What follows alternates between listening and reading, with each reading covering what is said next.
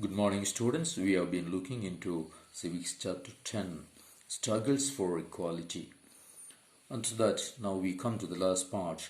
The Indian Constitution as a living document. Indian Constitution is known or called as a living document. It has reasons for that. See, the Indian Constitution recognizes the equality of all persons. There is no difference between any people according to their religion, caste, or sex, or whether they are rich or poor. Okay, so whenever any movements movements and struggles for equality in India often refer to the Indian Constitution to make their point about equality and justice for all.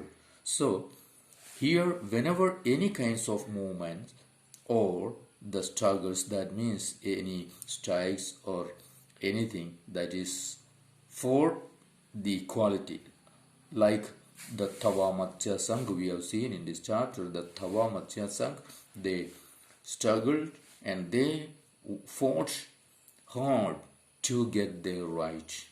And we saw that how they got their rights. They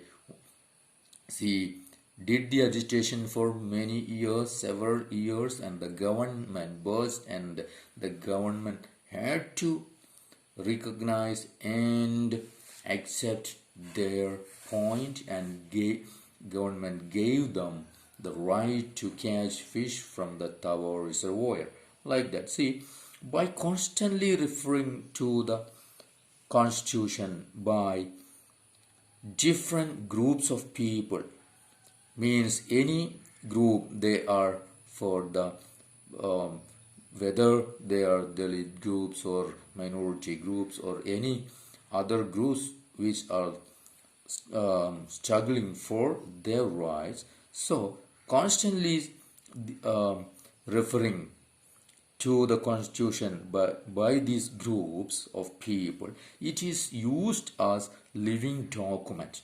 That is something that has real meaning in our lives. So the Constitution, Indian Constitution, has a real meaning, or real meaning in our lives, or we are looking into that.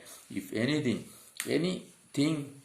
that is happening or that is hurting our equality, our equal rights, or our our own rights are being denied, we are looking unto the Constitution. When we go to court, the Constitution is giving us that rights. Okay, so communities and individuals always try to expand the idea of democracy and to push for a greater recognition of equality on existing as well as new issues. Okay, so always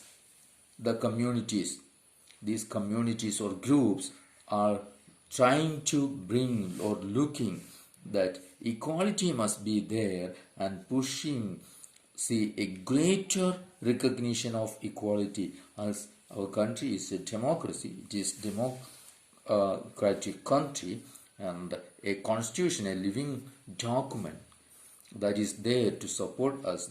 So different communities and individuals always try to expand the idea of democracy. Okay, and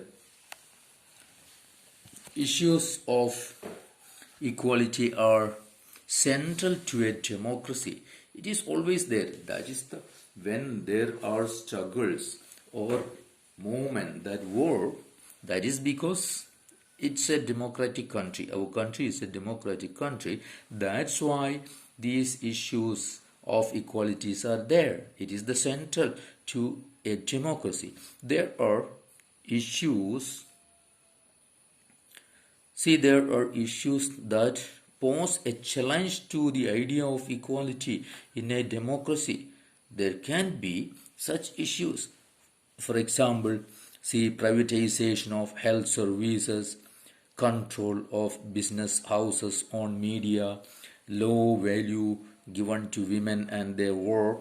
These are some issues that may undermine the equality. Okay, so for example, how this privatization of health services, how this affect, because some poor people may not be able to access good medical services. Okay, they may not get these because of the high price or high cost medical services. And business houses, if business houses can control the media may not be able to bring forth the true story of what's happening. Okay. So these issues substantially affect poor and marginalized communities. Always, whenever there is an issue that is suppressing the democratic values or the issue of equality, that always affect poor and marginalized communities. So in this chapter we have been looking at how the struggles for equality that's happened and that work, and we get, or the strength we have, the our strength to strike or struggle against the issues of inequalities is because the constitution support us.